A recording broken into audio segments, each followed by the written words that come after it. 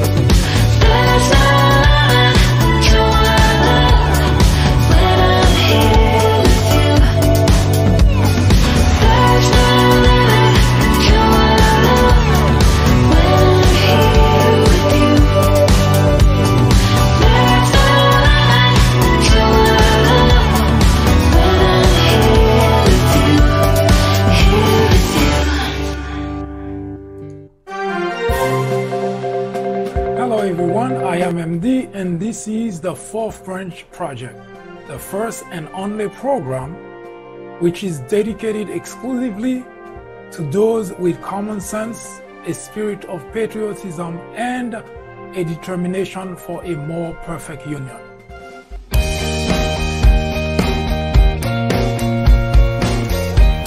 Welcome to the Fourth Branch Program. Glad you can make it. I am MD.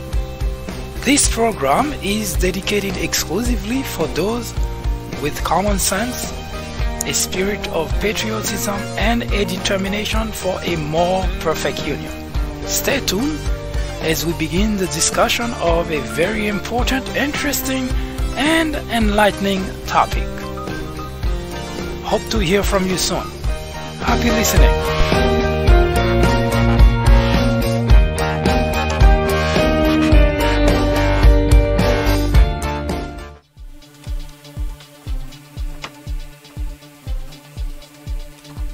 Hello everyone, my name is Mike Duchenne, MD for short. Welcome to the Fourth Branch program.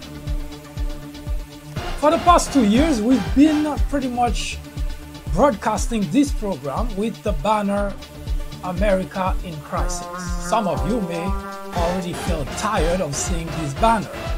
Others simply shrug it off, and some consider these individuals a nutcase. Regardless of which camp you're in, it is important today to make reference to a very important part in history which remind us the time we're living today. January 30th, 1933, a gentleman named Adolf Hitler was appointed Chancellor of Germany. By any account, Adolf Hitler was a very charismatic individual. He was well loved by the people.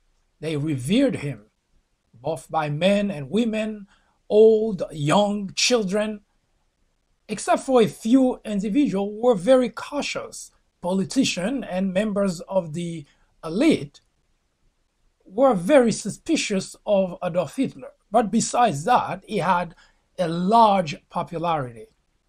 As such, Mr. Hitler used his popularity, his influence, in order, number one, to legitimize the media. He accused the media of fabrication. And he had free rein to do anything he wished. At some point, members of the Reichstag and the Reichsrat, which are equivalent to Congress and the Senate, gave Mr. Hitler plenary power. In English, he could do anything he wanted and not having to account to any individual, to anyone. And he had that power for a period of 4 years, which would be renewed. Although the situation here in America is somewhat different, but one thing is very common between Adolf Hitler and Donald Trump. Since he's been president of the United States, Mr. Trump has done everything in his power to legitimize the media, to make certain those who support him simply do not pay attention to the media. He mentioned once during a rally that do not even pay attention to what's real. If I tell you something, that's all you need to know about. The media, do not pay any attention to. As such, members of the media have suffered tremendously under the Trump administration. But despite what I just said, it is not Donald Trump which has plunged the country, America, in crisis. By himself, he could have not achieved such feat. Just like it was during Adolf Hitler, members of the Reichsrat and the Reichstag did give Mr. Hitler plenary power. Here in America, Republican members of Congress and the Senate gave Donald Trump a free pass in everything that he did, including to destroy the rule of law, to trample our Constitution, and to ignore every norm, every principle, every guideline. Although the 2018 midterm election had put a little bit of stop or slow down the process, but Republicans are still in control of the Senate. As such, they can still continue to advance the agenda of an individual who is determined to destroy the fabric of our society. We have to ask ourselves the very important question: what is the role of the Senate? What is the role of the senators? The framers of the Constitution made certain that we have three branches, three equal branches of the government, meaning that no branch reports to another. Every branch is able to do things to check on the other in order to keep the country, the integrity of our government intact. It had worked for over 2 centuries. The past 2 years, however, we learned a very important lesson about our Constitution. It is flawed. One political party control the whole legislative branch, make it impossible to preserve the integrity of our Constitution. As such, the Republican Party single-handedly has helped the executive branch destroy the very country the world has looked upon for guidance, for leadership. America is indeed in crisis. But the situation is even more grave than explained. The Republican constituent seem to go along with everything that the Republican legislators do in Washington. In other words, they behave exactly the same way Germans behaved during Adolf Hitler time. Had it not been for the resistance of Democrats and a sizable number of independents, our country would have already resembled a banana republic, governed by someone who is incompetent, who is crooked, and someone who simply does not care about America, supported by a legislative branch whose members are as selfish as the individual in the Oval Office, make America a mockery in the world. Will there be a redemption for America? Can there be a redemption for America?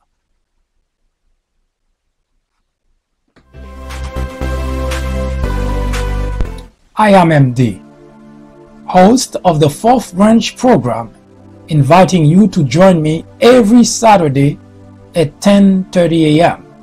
and every weekday at 2 p.m. for discussions of social political issues and to dissect the meaning and the importance of current events, as well as to understand topics of legislations. The Fourth Branch Project is not associated with any political party, and we at the Fourth Branch do not have any political agenda or aspiration.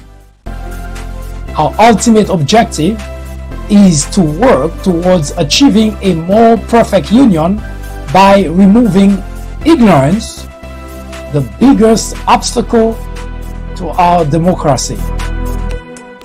Join me on our next social media broadcast. See you then.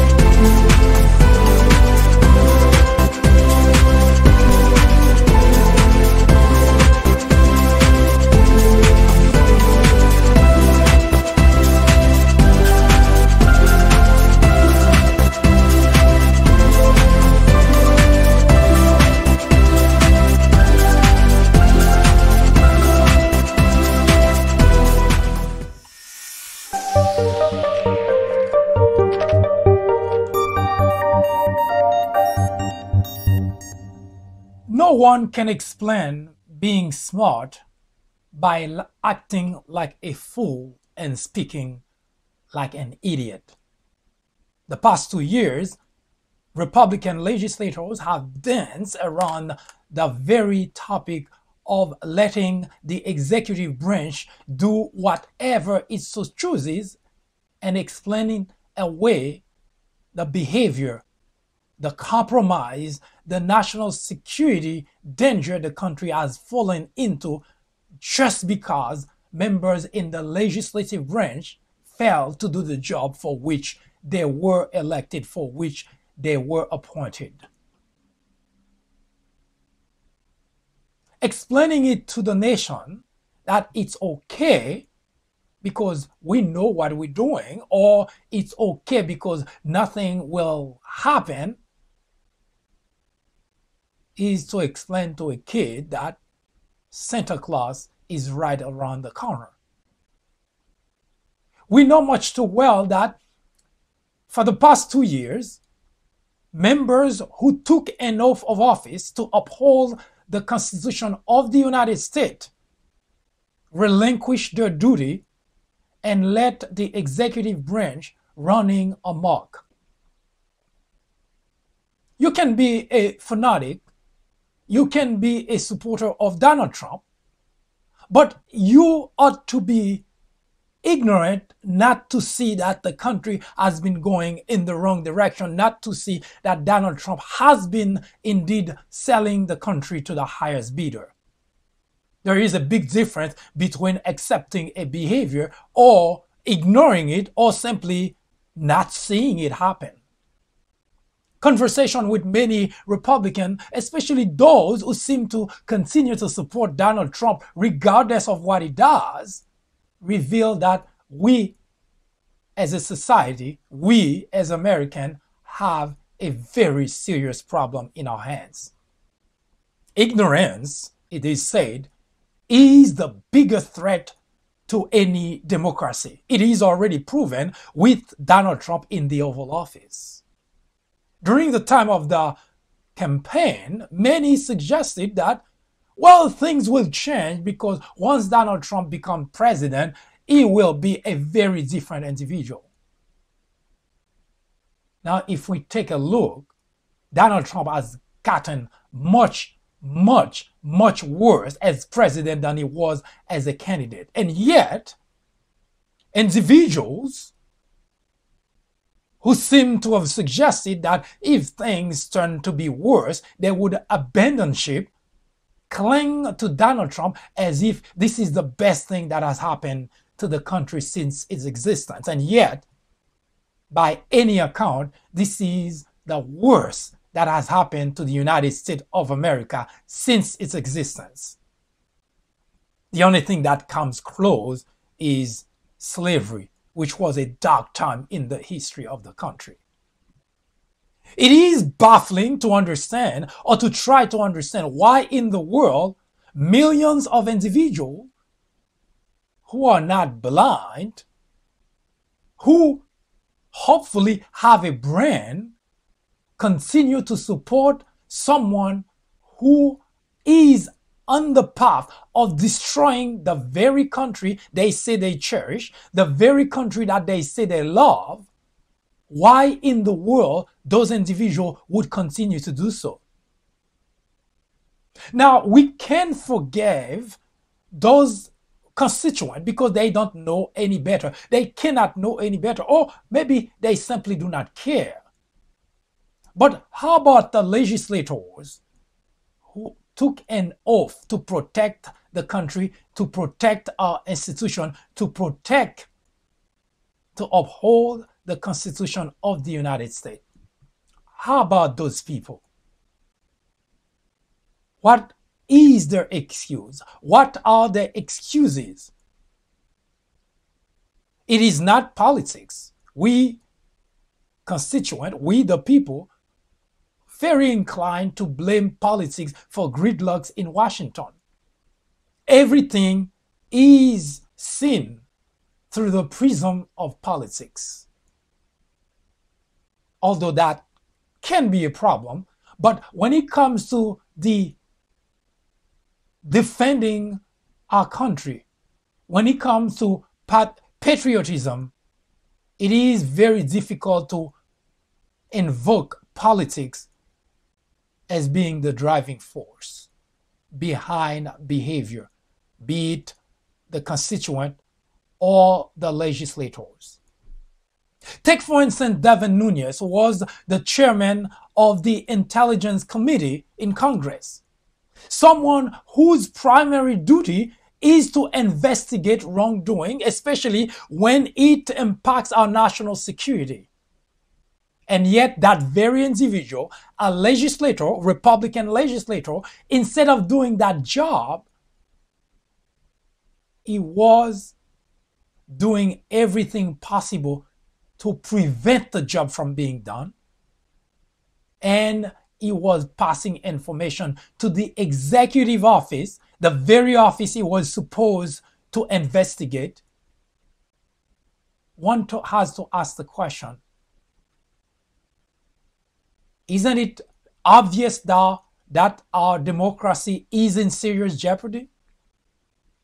When the very individuals whose primary duty is to protect the country, to protect our nation, and to uphold our Constitution, when those very individuals are at the center of helping to destroy it.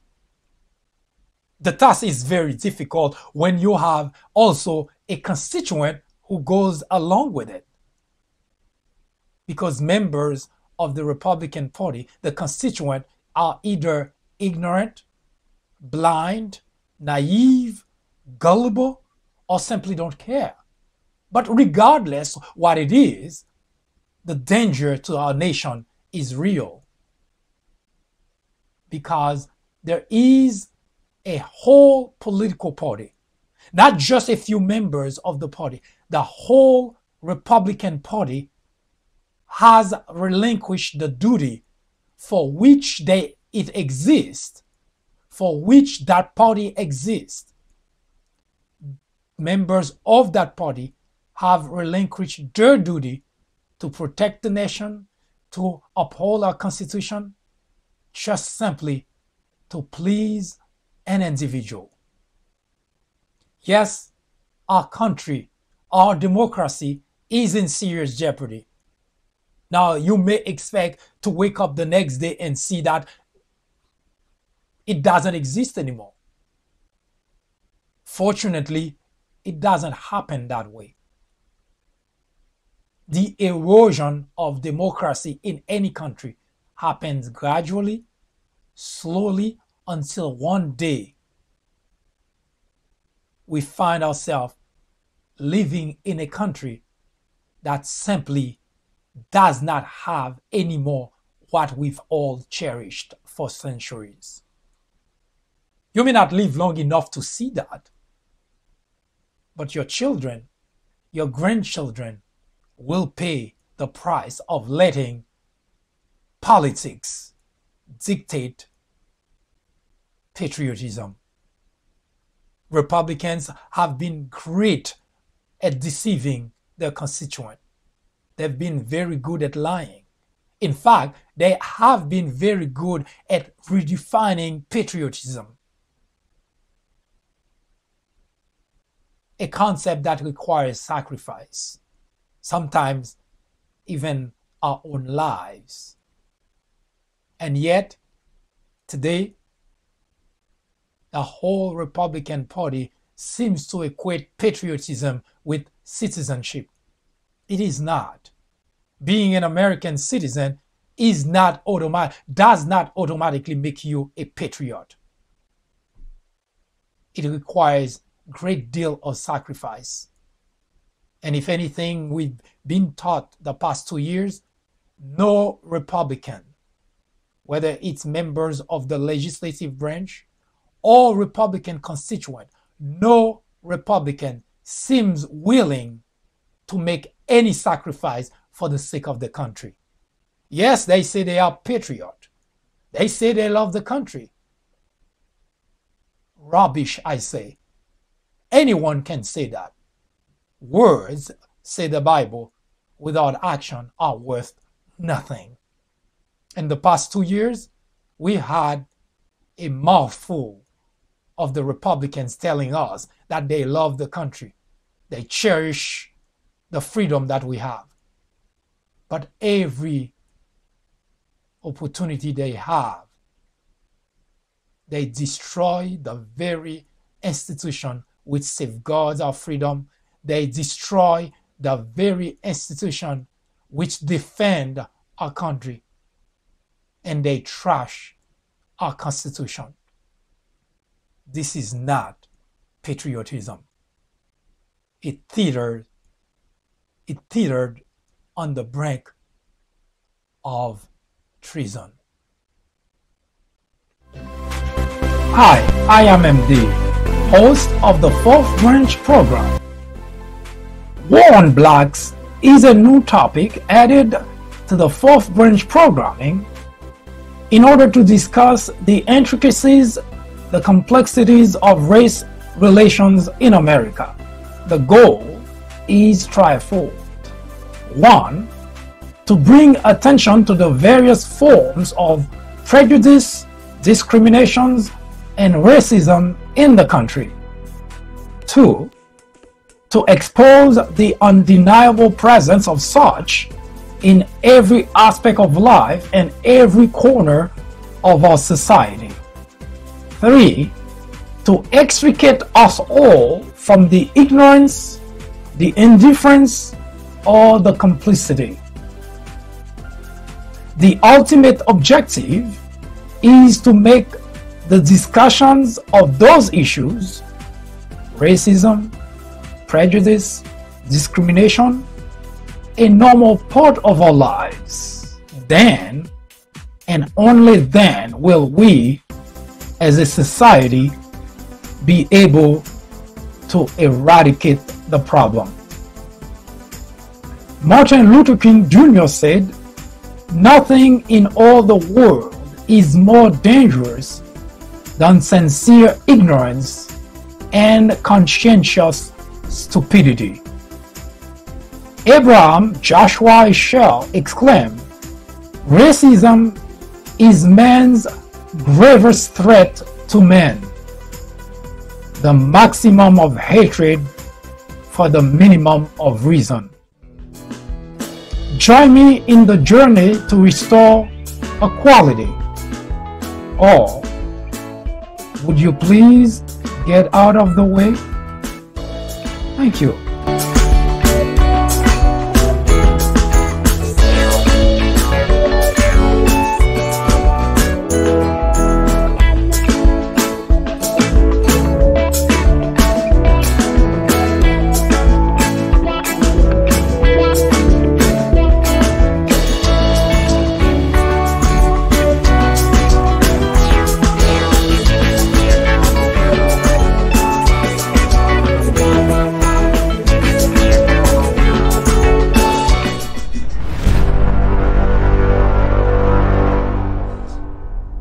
War on Blacks. There is a plague that has been in the country for centuries now regarding race relation. How do you solve racism in America? Last time we left talking about uprising, slavery, slave trade, and the uprising. And the last episode that we talked about was bloody, where slaves start getting tired of being enslaved, of being mistreated, and decided to change the strategy from simply escaping slavery to killing and escaping slavery. As I mentioned before, no living organism would ever wish or would want to be oppressed. No matter how long it takes, the living organism will try everything possible to get out of the predicament. Racism, nobody is born racist. Even if your parents were to be racist, you do not just you did not come in the world racist. It is a taught behavior. As such, the possibility to solve the problem is available. But in order to solve any problem in life, there are three major factors which must be tackled. One, the problem must be acknowledged. In order to solve racism in America, it has to be acknowledged that there is racism, widespread racism in America.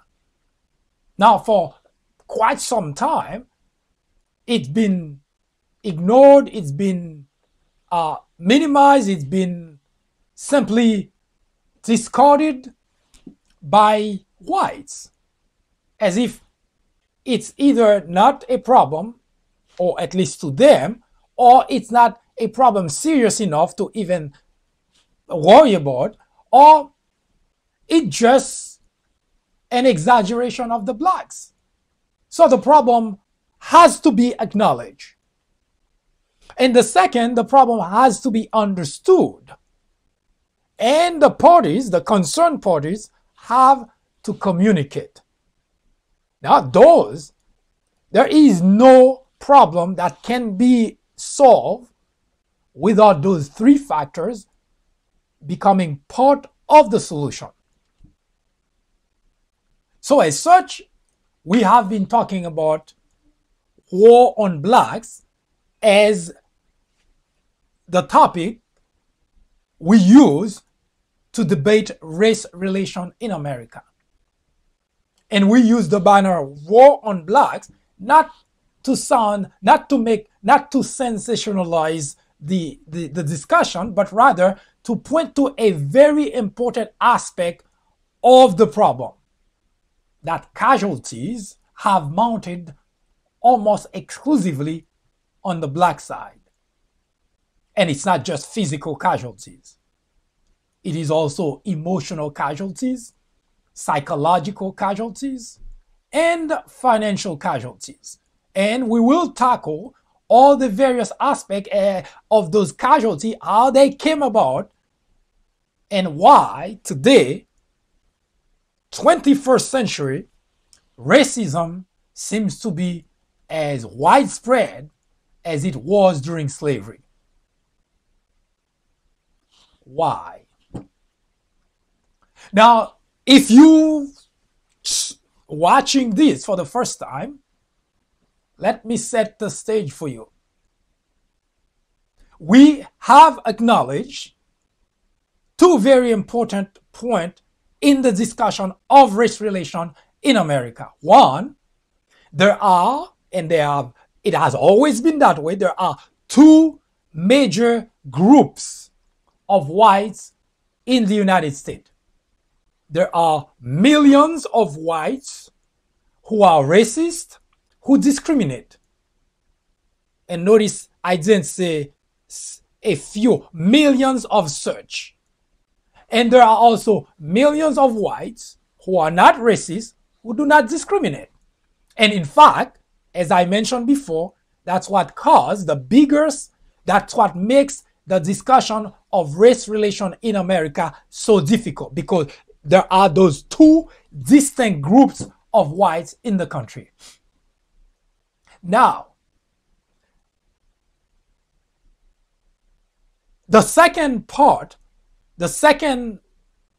aspect of the problem, which makes the discussion of the problem not an easy one, but which also makes the solution to the problem not an easy one, is because of the fact that although it's changing, but there is various level of acknowledgement of the problem. Of course, if you were to talk to the group of those who are racist and discriminate, they will most likely incline to minimize the problem in the country. To some in that group will simply ignore or say things are not really as bad. In fact, there are a survey that are taken where you clearly see that there is a huge disparity between how whites see racism and how blacks see it. according to the survey, only 53% of whites seem to think that racism is still exists. And yet, even within that percentage, their level of understanding of racism is also very varies. Now, in the survey, you have a whopping 85% of blacks who believe racism is there, it's been around. Now, even I am surprised that it's only 85%. Because no matter where in the social status you are in life, in America, you cannot escape the experience of being discriminated against if you are black. It should be no surprise to anyone watching or listening to this that during the Obama tenure as president, there are a number of things that were done by Republicans. It's not because there was so much against it, it's because, well, they were dealing with a black man. So Obama was the most powerful person in the world, and yet here in America, the way that racists deal with him was pretty obvious. So this huge disparity is the first problem that we have in solving race relations in America, because sometimes white ignored, minimize, shrug it off because it's not advantageous to them to acknowledge that problem. And a problem, I might add, that they cause. Now, you can understand that the second factor becomes also a little bit harder to tackle, which is to understand the actual problem, racism. Because if you already have problem with having enough of the people in the group that cause the problem to acknowledge the problem, then you have a problem. And of course, the third factor, which is communication between the concerned parties, becomes also a lot harder. Now, I must say that the difficulty of the conversation would still exist even if whites across the board were to acknowledge the problem, were to understand the problem. The third factor would still make the solution a little bit harder, because blacks who experience it would have the way they communicate would be very different from the way that whites would communicate or even understand. So it is not an easy task to begin with. So let alone that we already start at a very big disadvantage from the very first factor. Acknowledge the problem. Now, I came up with a brilliant idea to go back to the beginning, or what we would consider the beginning of that caused this really huge disparity between those two races, and try to understand the dynamic there, and maybe, just maybe, whites who may not be aware of history, or who simply could not care, or who were passed information that seems to be okay, that seems to be the information that caused the big divide between blacks and white, but unknowingly never cared to research and to find out that the information that were passed to them were either partially true. Some of the information that were not passed to them could have helped change their way of thinking about race relation, but their ancestors made the calculation of withholding those information and not pass down for personal reason. But those information are critical in order to understand the problem that currently exists in the country, which is racism.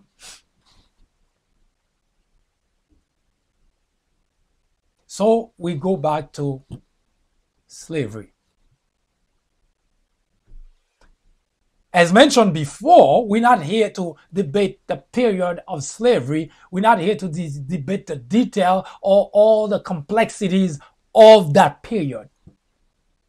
The only thing we're taking from that period is some of the interaction which can be used to explain what will later on make this big divide between blacks and white. In the past, we already discussed not only in the introduction, but quite a few videos that we've already produced about this topic as to the slavery, the period of slavery, as to how whites treated blacks and why slavery to begin with. What was the main reason behind slavery? So we passed that. So if you are interested in those information, I strongly suggest you take a look at the People Branch YouTube channel, where we have all those video archived there. And they all under War on Blacks and Race Relations. So you cannot miss it. Look mostly for the introduction if you want to start from the beginning to understand this particular conversation. So we need to acknowledge a problem. We need to understand the problem, and the concerned parties need to talk. And by talking, I don't mean just any conversation. Need to talk about the problem and try to find a solution for future generation. Because I'm not under any illusion here that the problem is going to be resolved tomorrow.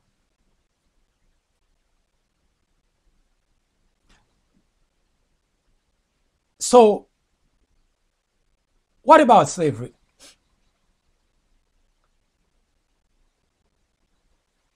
During the period of slavery, whites, now there is one factor that I failed to mention, that I do acknowledge that your grandfather, your father, your grandfather, your great-grandfather, or your great-great-grandfather, or even your great-great-great-grandfather may have not been involved in slavery, because it's been over since 1865. So there is a pretty good likelihood that you can go as far back as that, and those individuals, your ancestors, were not part of. But prior to those individuals, your ancestors, there were slave owners, slave masters. And I already explained in great detail as to the kind of treatment they inflicted on slaves. And it is necessary to repeat that now in order for you to understand the next aspect, which is the rebellions.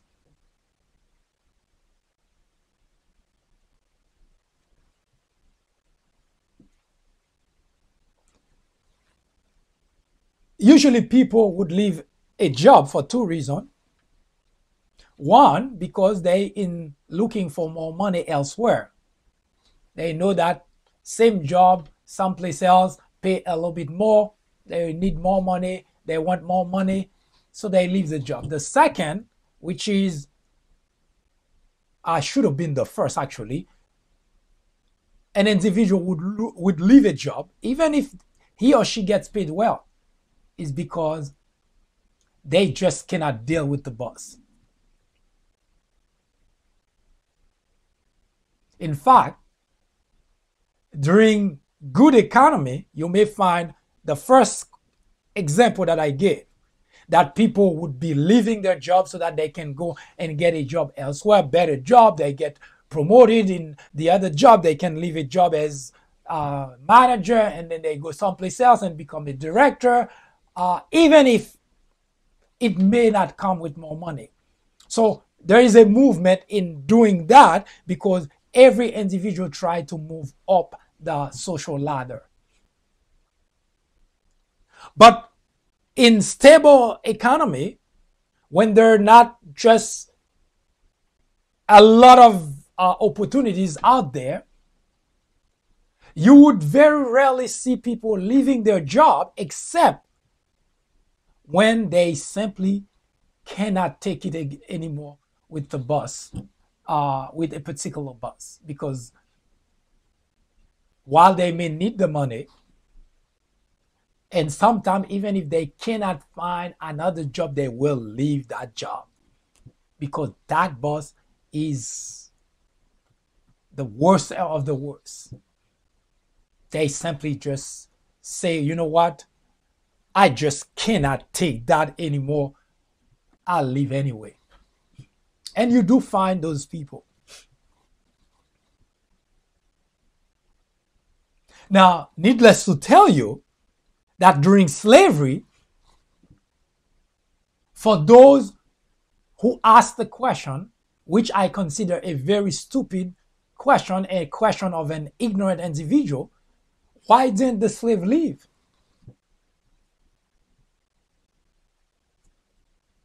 The question is a stupid question. A question only an ignorant individual would ask.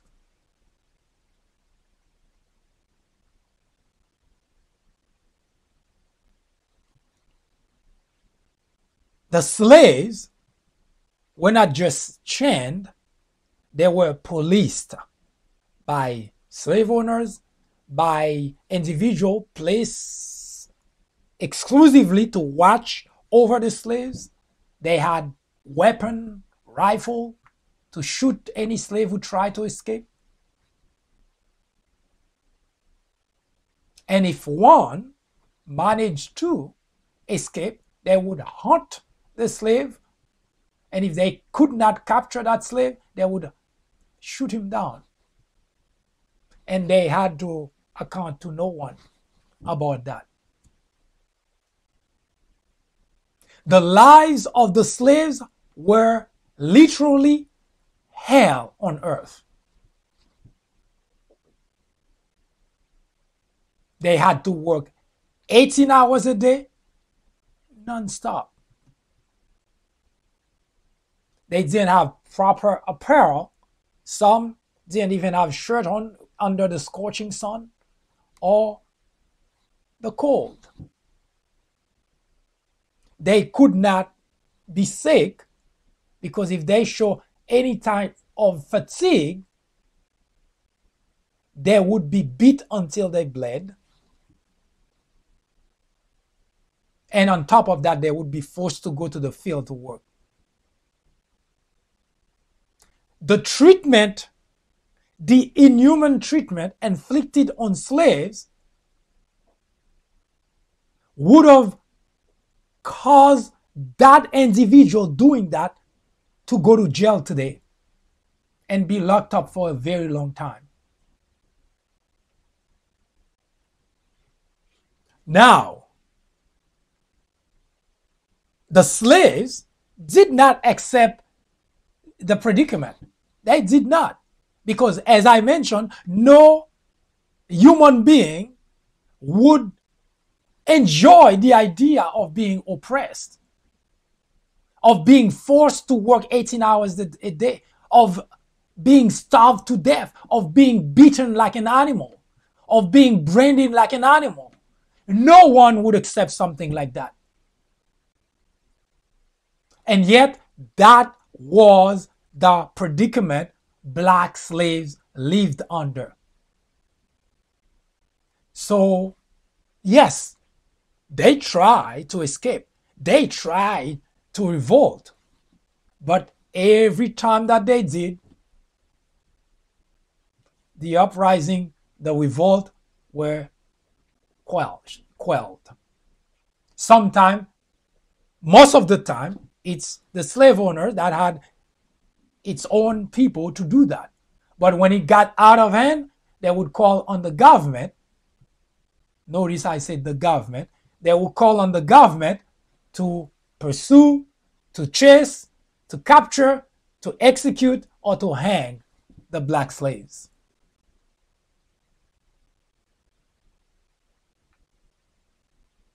What would you do if you were in that predicament?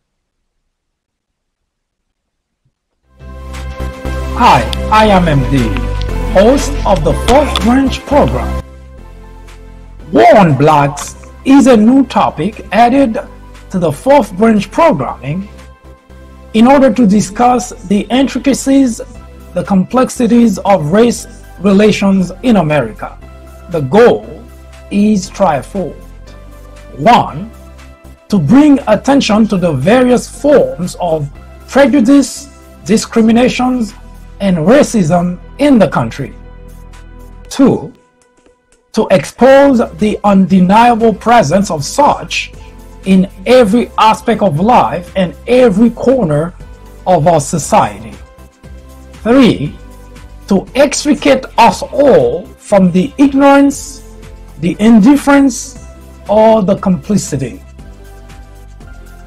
The ultimate objective is to make the discussions of those issues, racism, prejudice, discrimination, a normal part of our lives. Then, and only then, will we, as a society, be able to eradicate the problem.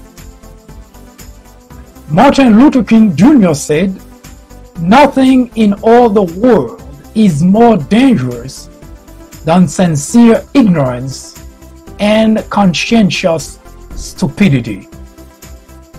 Abraham Joshua Heschel exclaimed, "Racism is man's gravest threat to man, the maximum of hatred for the minimum of reason." Join me in the journey to restore equality. Or would you please get out of the way? Thank you.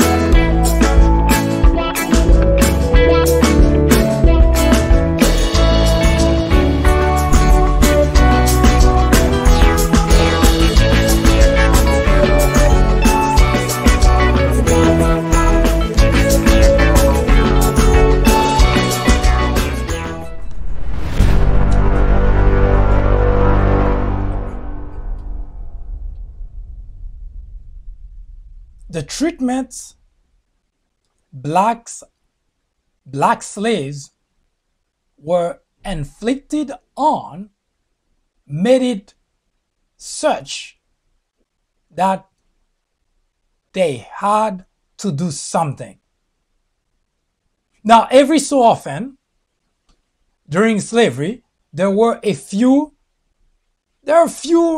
uprisings, few revolts, because as living organisms, we all want our freedom. But white slave owners thought, hey, they needed their freedom, but blacks, what would they need their freedom for? They're blacks. So not only blacks were forced to do hard labor, subjected to harsh treatment, but they were considered property. So as such, there were a number of small uprisings here and there. Now, we already talked about three, we would consider major, although they all fell, but major uprising, which changed the dynamic of slave owners and slaves.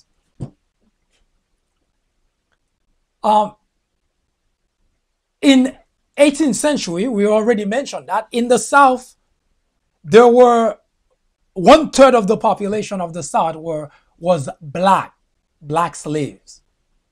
So it is a huge number, 1/3 of the population. Now, Gabriel Prosser, again, as I mentioned, there were a few smaller revolts, especially Virginia. In Virginia, there were quite a few those small uprising and during slavery time. And Virginia had become very good at quelling those revolts, because for some reason, a lot of that happened there. In fact, you may have remembered that I mentioned that the first shipment of black in 1619 occurred in Jamestown, Virginia. 20 blacks were dropped there as slaves. So it was port of entry.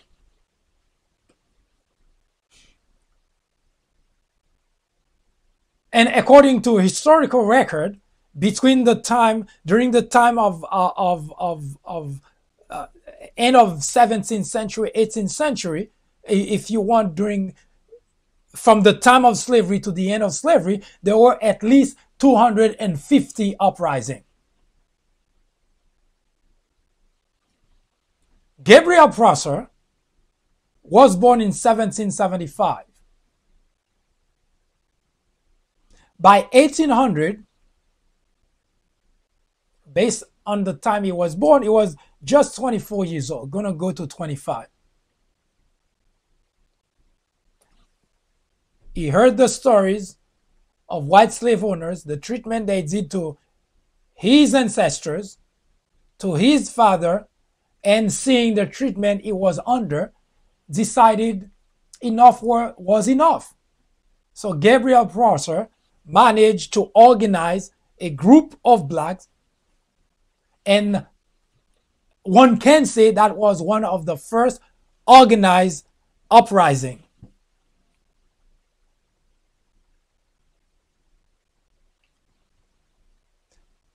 A couple of slaves got cold feet, told their master. The master reported that to authority, and Gabriel Prosser, along with all the people who had that plan, caught, executed.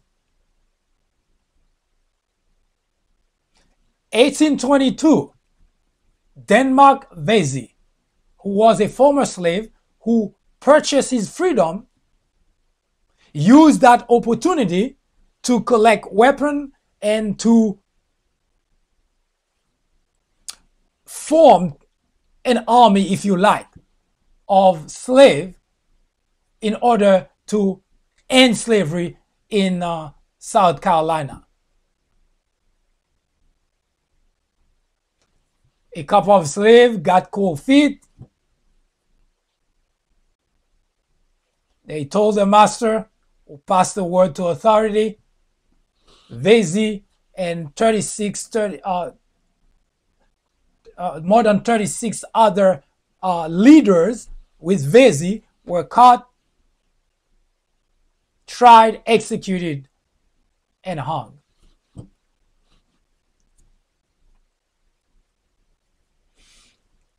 Now, in 1831,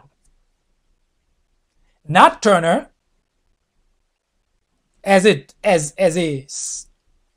growing up as a slave, in his childhood, he was sold 3 times to different masters. At the age of 20, he was sold to someone by the name of John Travis. That was the last person that he was slave for.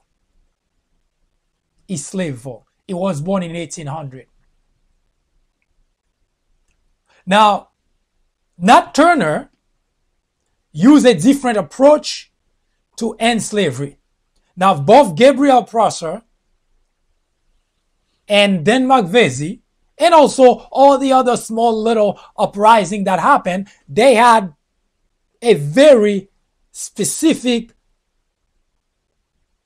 what one would construe rightfully so, goal in mind, which it was to escape slavery. That was the primary objective. Gabriel Prosser gathered a group of people, and the job was to try to get the hell out of there.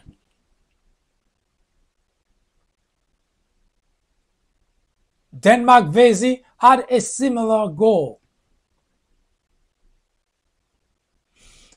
Nat Turner, on the other hand, after learning what had happened to each one of those individuals, including all the small little uprising that happened in between in different parts of the country, came up with a very different idea. Now, I have to mention that in the meantime, it wasn't just in America that those slaves were revolting, organizing in order to end slavery.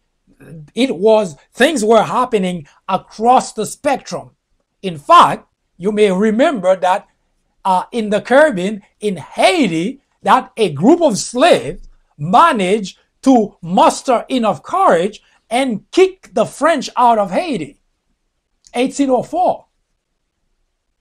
Now, stories of slaves rebelling and simply saying, we're not going to take that anymore. It didn't matter to the slave if they had to die, because as far as they were concerned, what whites were doing to them were unacceptable. That's why I said in the last episode, beware when you deliberately put a group, any group, in a predicament that corner that group to live in a situation which is less than acceptable. Because the time will come, that group will no longer accept that predicament. It may take decades, centuries even, but it will happen.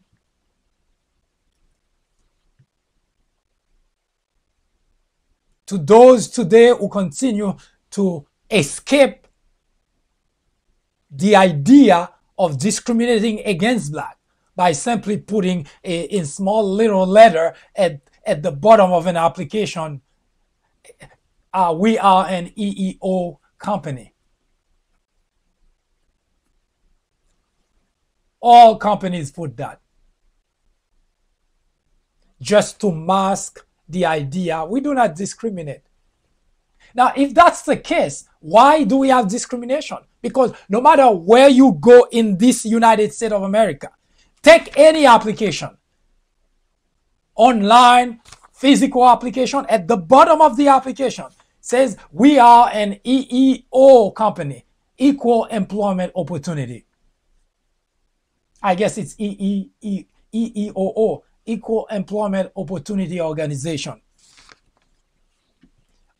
Or you will not go anywhere in the United States of America and pick an application, download an application for you not to see that at the bottom of the application. Now, if that's the case, then there should be no discrimination in the United States.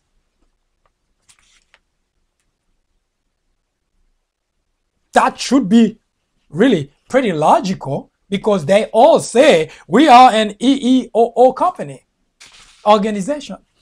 And yet, discrimination is widespread in America. So in other words, this is just something they put to mask individual, to make you believe that, hey, we do not discriminate here, you know, we equal employment opportunity organization. Back to the slave.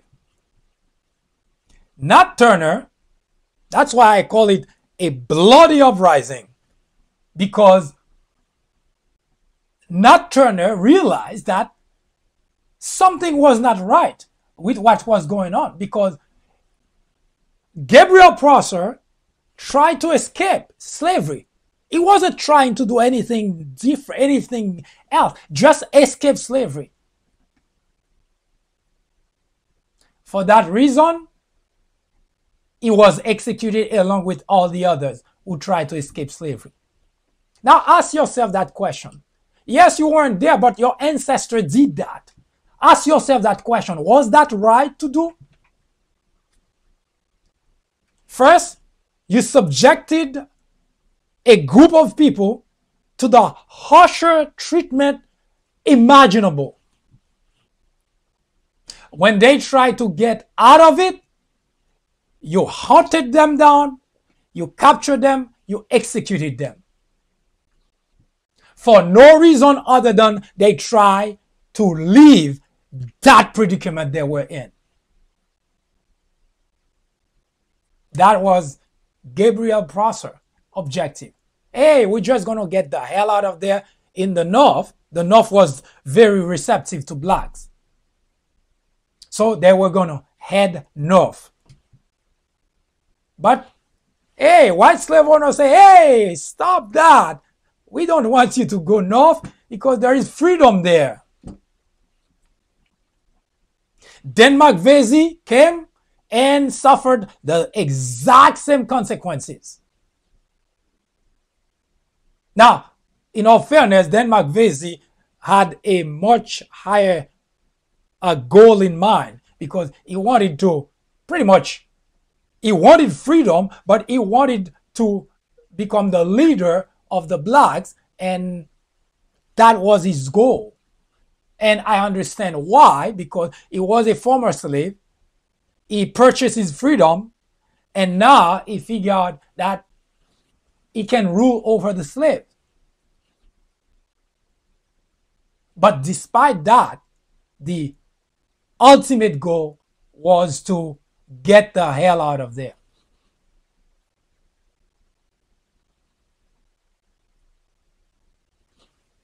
He got caught along with the people that were assisting, executed. Yes, blacks were executed for trying to escape slavery. Your ancestors did that because, as far as they are concerned, blacks had to simply accept being slaves. Nat Turner, on the other hand, had a different idea. Hey, every time that they caught people that trying to escape slavery, the harsh treatment, we get caught and we get executed for that. So he came up with a plan. He was going to clear the path to freedom. And by clearing the path, meaning killing people on his way. Started with his master, John Travis. So Nat Turner, the first casualties on the white side was his master, the slave owner. He killed the master along with the whole family. And the others that were helping him did exactly the same thing too. They killed their masters and their families. Now, that's bloody uprising. It started with, we just want our freedom. That's how it started. But whites say, hey, the hell no, you're helping us getting rich. We're buying land and houses, and we making sure that our next generation has plenty. And you want your freedom?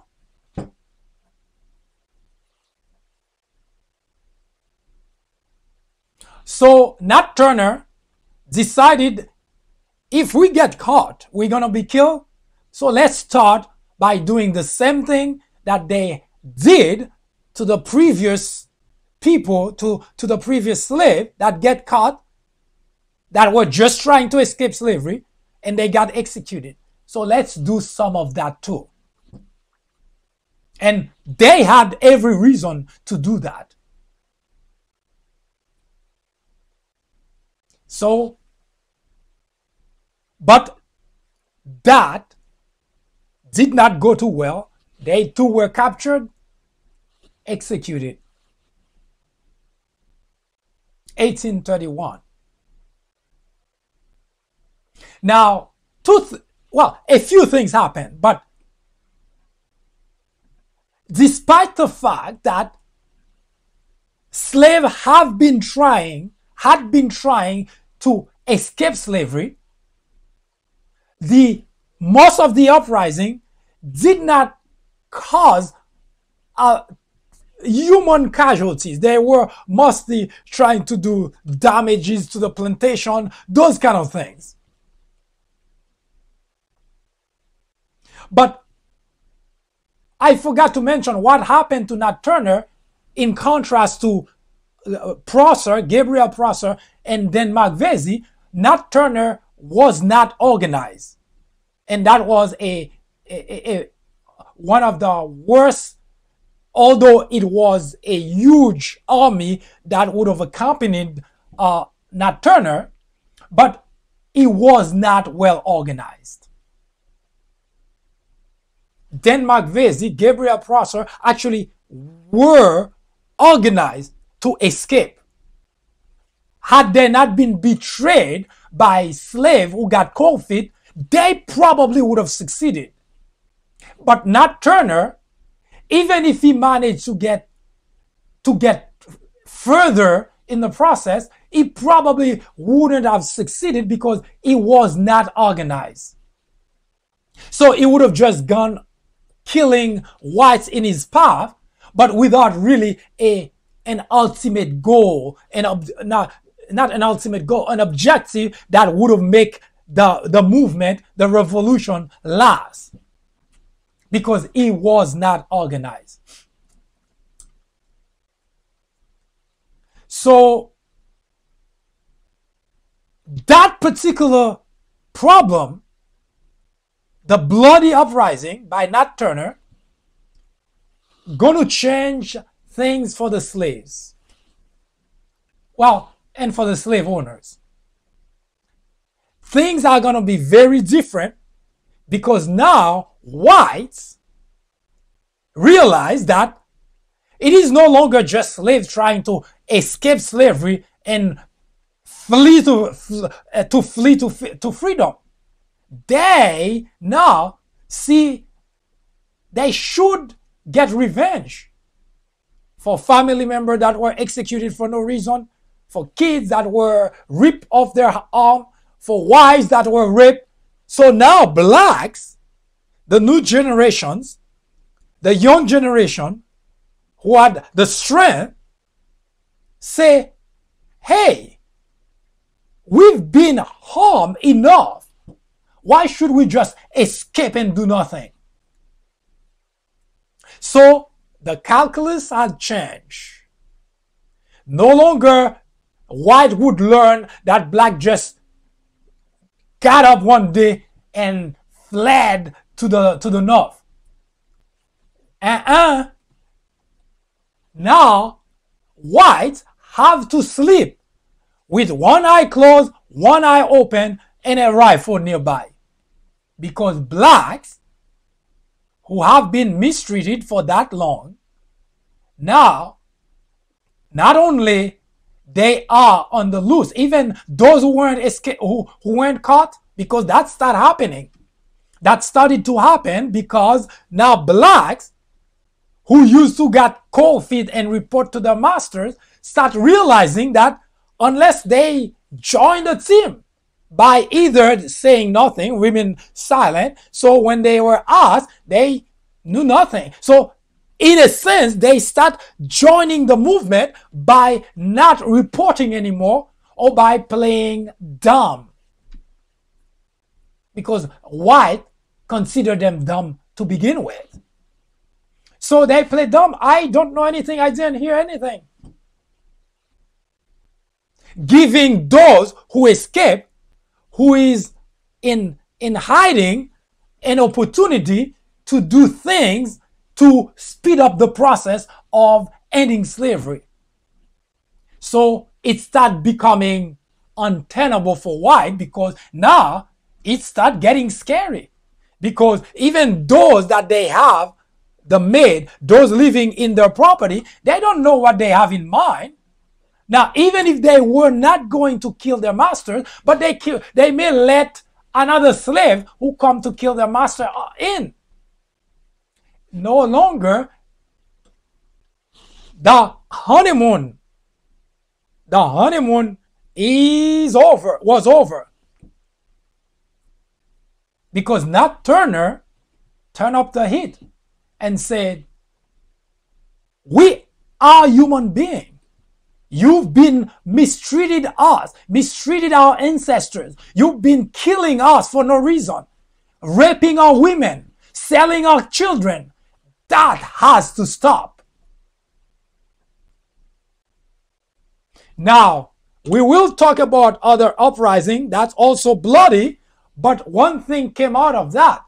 Now, whites start passing the information, and you're going to see why today the stigma stayed on black. They start passing information down. They say, blacks are violent, they're criminals because they're killing whites. It's ironic, isn't it? For all this time, white slave owners were killing blacks for no reason, starving them to death, hunting them and shooting them down, and executing them if they escape. That was no problem. It was okay. You know, whites could do that. But the minute that black start getting a hang of the situation and say, we are being killed for no reason. All we try to do is escape slavery. But we get caught, we get executed. Our women get raped, our children get sold. And we are the criminal? Nat Turner, turn up the heat. And life will not be the same for whites anymore. But what remains, unfortunately, a casualty for blacks is your ancestors passed down to generation down and tell you that here is what blacks did. But they never passed down to you what whites did to blacks. So blacks were the violent one. Oh my God, you're not gonna believe that black slave, they killed the whole Travis family. But they never said that John Travis was a slave owner who mistreated blacks, who raped black women, and who killed black slaves who got captured for escaping slavery. That information never get passed down. All you heard is blacks criminal. They killed the whole John Travis family. How ironic, isn't it? That's how it started. Race relation is being shaped. Blacks were a tool for economic advancement for whites. The minute they start revolting and doing to whites what they've been doing to blacks, all of a sudden, blacks were the problem.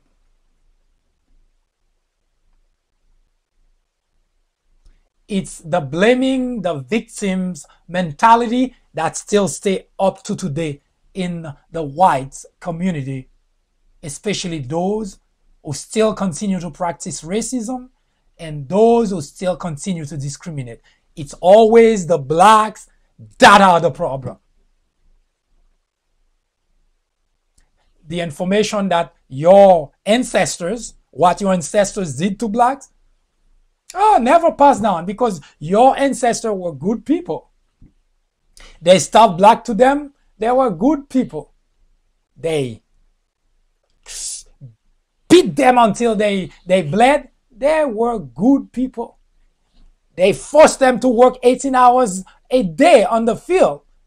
They were good people. They chased them and shoot them down. They were good people. They captured them and executed them, but they were good people. But the minute that blacks decided enough was enough, all of a sudden, my God, blacks are criminal. They out there trying to kill whites.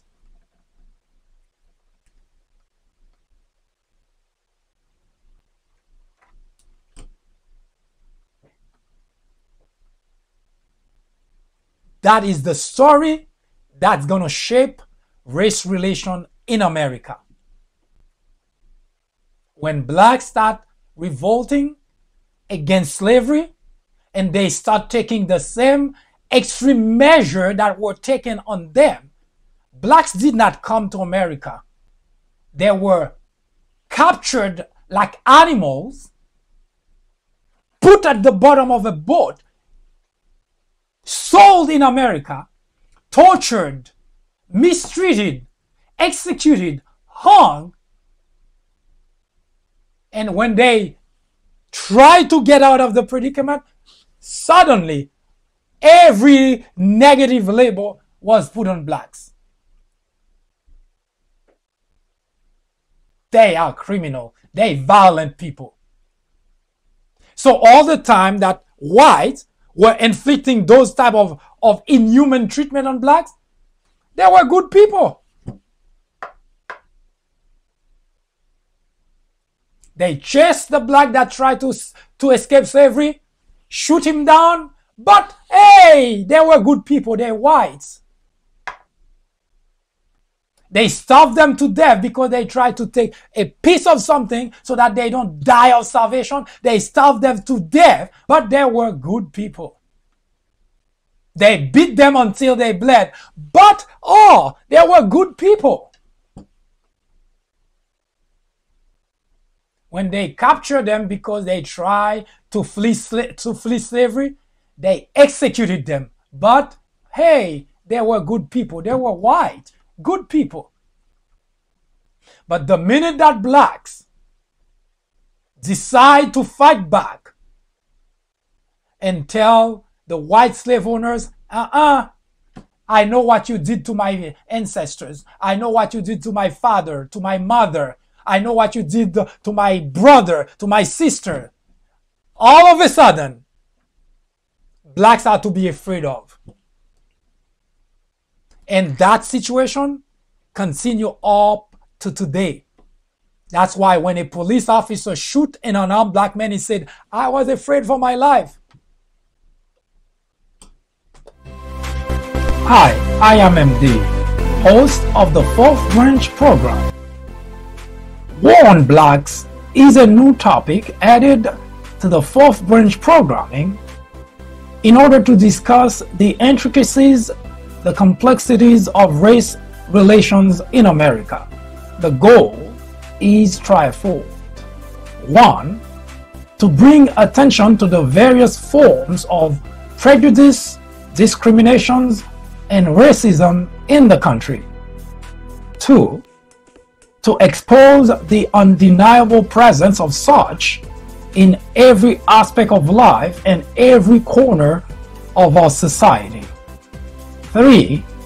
To extricate us all from the ignorance, the indifference, or the complicity. The ultimate objective is to make the discussions of those issues, racism, prejudice, discrimination, a normal part of our lives. Then, and only then, will we, as a society, be able to eradicate the problem. Martin Luther King Jr. said, "Nothing in all the world is more dangerous than sincere ignorance and conscientious stupidity." Abraham Joshua Heschel exclaimed, "Racism is man's gravest threat to man, the maximum of hatred for the minimum of reason." Join me in the journey to restore equality. Or would you please get out of the way? Thank you.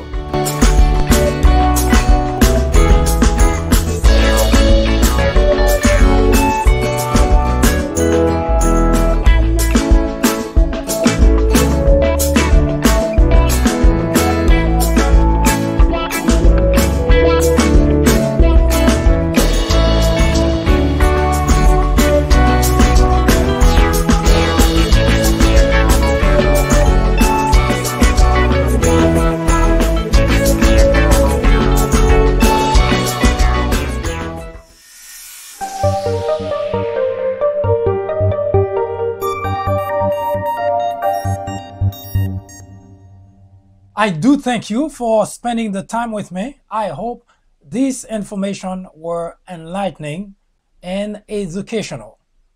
If you have any question or you want to make any comment, suggestion, criticism, do not hesitate to contact us.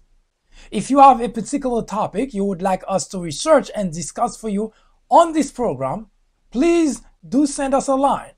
We'll research it and talk about it, as this is the ultimate objective here, is to remove ignorance out of the conversation. I hope you have a wonderful afternoon and hope to see you again next time.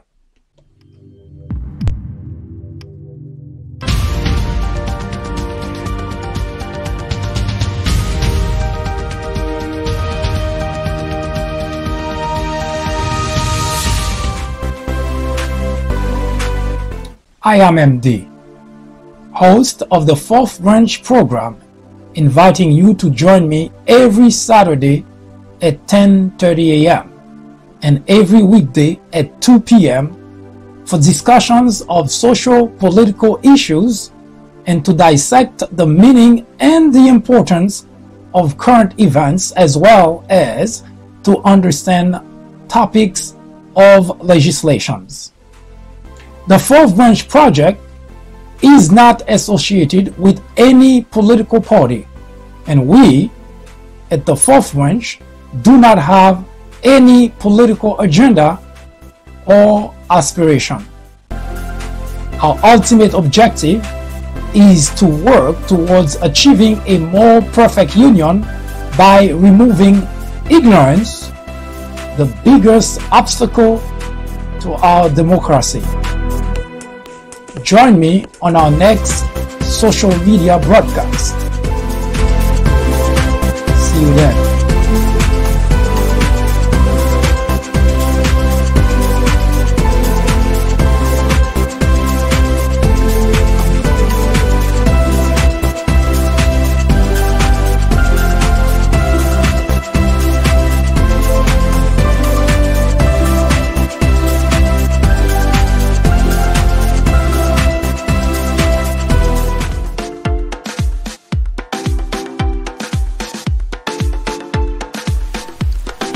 The Fourth Branch Podcast is brought to you in collaboration with the People Branch publication, which can be found on the People Branch website located at peoplebranch.org. That's peoplebranch.org. That's peoplebranch.org website, in which you will find a number of very interesting articles. My name is Mike Duchesne, MD for short. I hope you have a great afternoon or a great evening, whichever it happens to be. Hopefully you can join me again next time for another interesting episode of this podcast. That was the Fourth Branch, live from New York. Good day.